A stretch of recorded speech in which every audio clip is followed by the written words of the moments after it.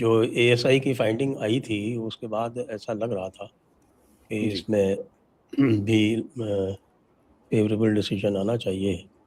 जी इसमें एक जो महत्वपूर्ण बिंदु ये है कि जो सारे आपके विवाद वाले मैटर थे उसके ऊपर संजीव खन्ना जी की बेंच ने एक तरह से स्टे लगा दिया था। जी मतलब जी प्रैक्टिकली वो पूरा स्टे ही था। जी। तो इस केस को आपने उससे डिस्टिंग्विश कैसे किया? जो सवाल है कि आपने इस मामले को उससे अलग कैसे किया, तो सबसे इंपॉर्टेंट बात यह है कि भोजशाला का जो केस है, जो रिट पिटिशन है, ये 2022 में ही Indore bench of the Madhya Pradesh high court में दाखिल कर दी गई थी। और टू बी वेरी प्रिसाइज 11 मई 2022 को Indore bench of the Madhya Pradesh high court ने जो हमारी याचिका थी उस पर नोटिस जारी किया था। उससे पहले जितनी याचिकाएं थी वो मुस्लिम पक्ष की थी। हिंदू पक्ष की तरफ से पहली याचिका 11 मई 2022 को दायर की गई, जिसमें मांग की गई कि हमें यहाँ पे पूजा का अधिकार दिया जाए और वो जो 7 अप्रैल 2003 का एएसआई का ऑर्डर है उसको निरस्त किया जाए, उसको रद्द किया जाए, जहां पे उतना भाग जो नमाज पढ़ने की इजाजत देता है।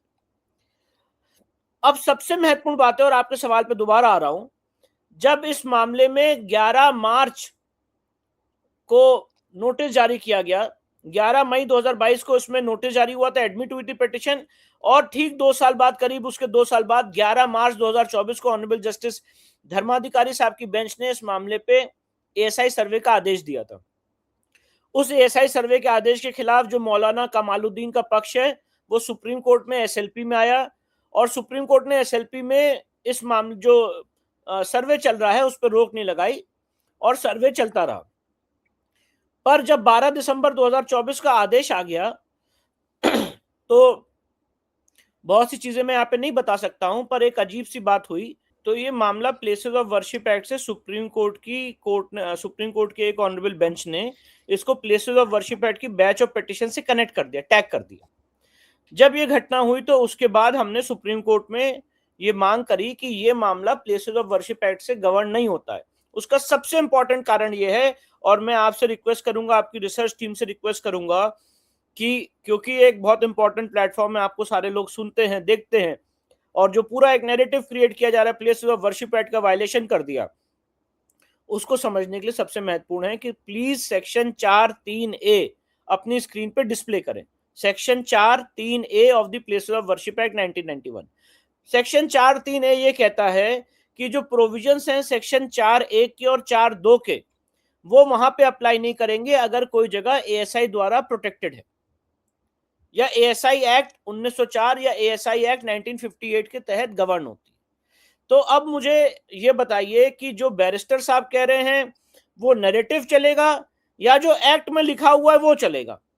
और इसीलिए इन सारी चीजों को देखते हुए 22 जनवरी 2026 को इस बात को समझने की बहुत जरूरत है कि ये मामला प्लेसेस ऑफ वर्शिप एक्ट की बैच ऑफ याचिका से टैग किया गया, और प्लेसेस ऑफ वर्शिप एक्ट की जो गंगा है उसको नहा के ये सुप्रीम कोर्ट के ही बेंच ने 22 जनवरी 2026 को इंदौर बेंच को मामला वापस भेजा और कहा कि आप इसकी फाइनल हियरिंग करिए। तो ऐसा नहीं स्क्रीन है, मैं शेयर ये कर बात दीजिए, इसलिए जरा बता रहा हूं, स्क्रीन शेयर कर दीजिए। तो जी जी, ऐसा आप नहीं है कि डिस्कस कीजिए। मैं हाँ, ये आ गया साहब आपका। Section yes, 4(3)A any place 4(3)A of ये। worship referred to in subsection which is ancient, मतलब सेक्शन 3 क्या कहता है, nothing contained in subsection 1 and subsection 2 shall apply to any place of worship referred to in the said subsection which is an ancient and historical monument or an archaeological site or remains covered by the Ancient Monuments and Archaeological Sites and Remains Act 1958 or any other law for the time being in force।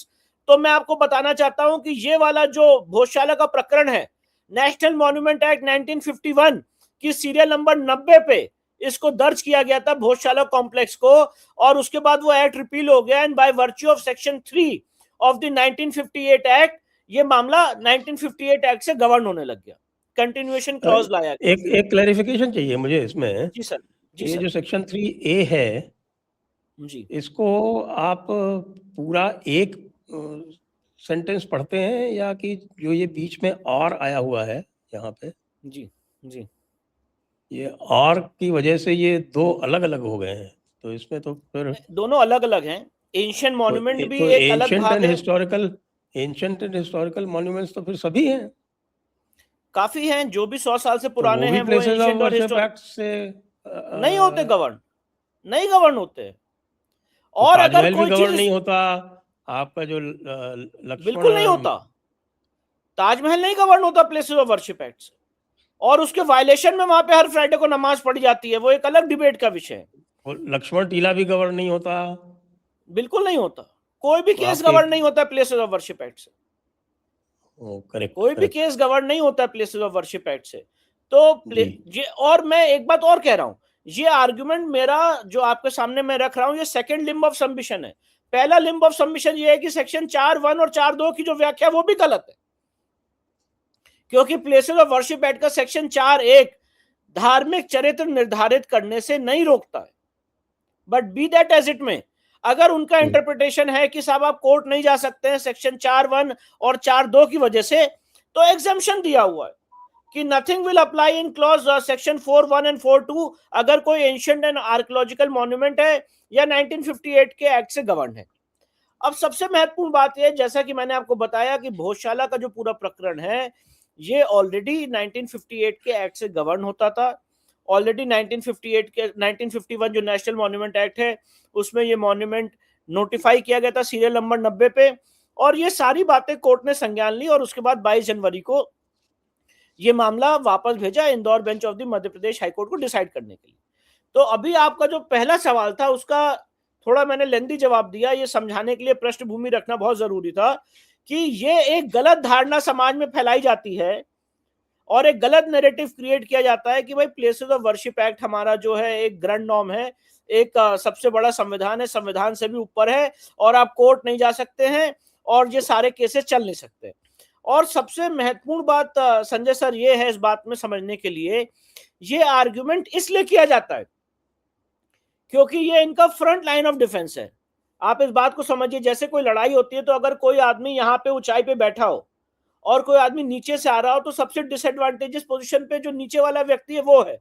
तो आज इस पूरी जो प्रकरण है उसमें जो हिंदू समाज के लोग हैं वो डिसएडवांटेजेस पोजीशन में है, क्योंकि मैक्सिमम जगहों पे कब्जा इनका है। अब अगर किसी आदमी का कब्जा है तो वो क्या करेगा, तो सबसे पहले जी कहेगा कि प्लेसेस ऑफ वर्शिप एक्ट से बाधित है। लड़ते रहिए न्यायालय में अगले 10-15 साल तक इस आर्ग्यूमेंट को ही जीतने के लिए। जब आप जीत जाएंगे तो फिर सेकंड लेयर ऑफ आर्ग्यूमेंट आएगा कि ये वक्फ एक्ट से बाधित है, फिर उस पर लड़ते रहिए। फिर जब ये सब जीत जाएंगे तब सिविल सूट जाके शुरू होगा, फिर उसमें आप एविडेंस देंगे, फिर उसमें एक अलग लड़ाई है। तो ये बात हमने राम मंदिर के केस में देखी, क्योंकि आप देखिए कि हिंदू समाज आज किस लेवल पे आया है। हमारी जो एक लीगल पोजीशन है वो कैसे की गई कि उन्होंने कहा कि जी राम मंदिर तो हमने आपको दे दिया। तो मैं आपके चैनल के माध्यम से पूछना चाहता हूं कि राम मंदिर दिया कहां जी आपने, कहां दिया राम मंदिर? सेक्शन 5 में, ये जो आप अपनी स्क्रीन पर डिस्प्ले कर रहे हैं, सेक्शन 5 में राम मंदिर के केस को एक एक्सेप्शन माना गया था। राम जन्मभूमि जी बाबरी मस्जिद डिस्प्यूट को। अब उसके बाद दिया नहीं, दिया ये कि हम आपको इजाजत देते हैं कि आप राम मंदिर का केस न्यायालय में लड़ लो। तो इफेक्ट ये है कि 1950 में गोपाल सिंह विशारद ने पहला मुकदमा फैजाबाद की कोर्ट में डाला था पूजा के अधिकार का। 1989 में इस मामले को इलाहाबाद हाईकोर्ट ट्रांसफर किया गया ओरिजिनल ट्रायल के लिए। फिर ये एक्ट आ गया जिसमें कहा गया कि चलो आपको दे दिया हमने राम मंदिर, तो दिया नहीं। राम मंदिर हम और आप गवाह हैं, पूरा समाज गवाह है कि राम मंदिर का थ्रेड बेयर इलाहाबाद हाईकोर्ट में पूरा विरोध किया गया, हर एक स्टेज पे, एविडेंस की स्टेज पे, इश्यूज की स्टेज पे, एएसआई की स्टेज पे, वो सब किया गया। 30 सितंबर 2010 को स्प्लिट वर्डिक्ट आया, 1/3 1/3 1/3, 9 साल सुप्रीम कोर्ट में लड़ाई चढ़ी। तो मैं आपके चैनल के माध्यम से पूछना चाहता हूं, ये देना होता है क्या? ये तो एक बहुत ही डोमिनेटिंग अप्रोच है कि we are just permitting you to continue litigation. आज मैं आपके चैनल के माध्यम से पूछना चाहता हूं, हु आर दे? वो कौन होते हैं भाई हमें परमिट करने के लिए कि हम कोई केस फाइल करेंगे या weather a litigation will continue in the court of law और नॉट? ये तो कोर्ट तय करेगी ना।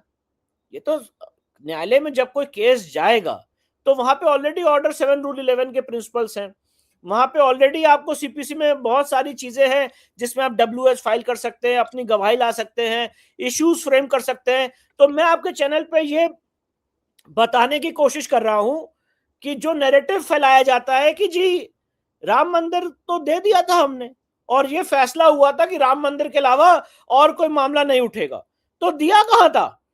ऐसा तो है नहीं कि राम मंदिर आपने कंसीड कर लिया था। राम मंदिर आपने 30 साल 70 साल 69 ईयर्स लड़ाई लड़ा और यहां पे हम क्योंकि डिसएडवांटेजियस पोजीशन पे है तो ये फंसाने के लिए ये पूरा एक गेम रचा गया है कि पहले प्लेसेस ऑफ वर्शिप एक्ट में फंसा के रखो, उसके बाद वफ एक्ट में फंसा के रखो और उसके बाद जब ट्रायल खुलेगा तो ट्रायल में लड़ेंगे। अल्टीमेटली आइडिया ये है कि क्योंकि ये सारे लोग जानते हैं, ये जितनी बातें कर रहे हैं वो सारे लोग जानते हैं कि सच जो है वो हर जगह स्थापित है और गलत ढंग से हमारे हिंदू देवी देवताओं के मंदिरों में कब्जा करके बैठे हुए हैं।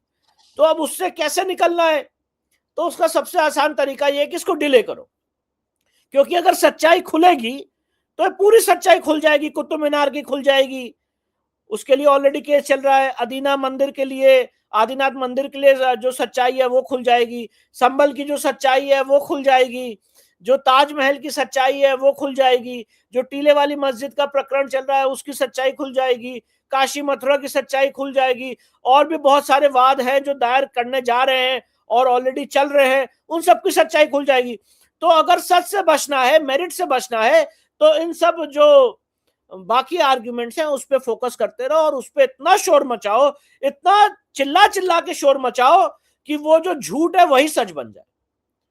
ये इसकी पूरी परिधि है जो मैंने आपके सामने रूपरेखा रखी। ये इसके पीछे ये एक लीगल माइंडसेट है।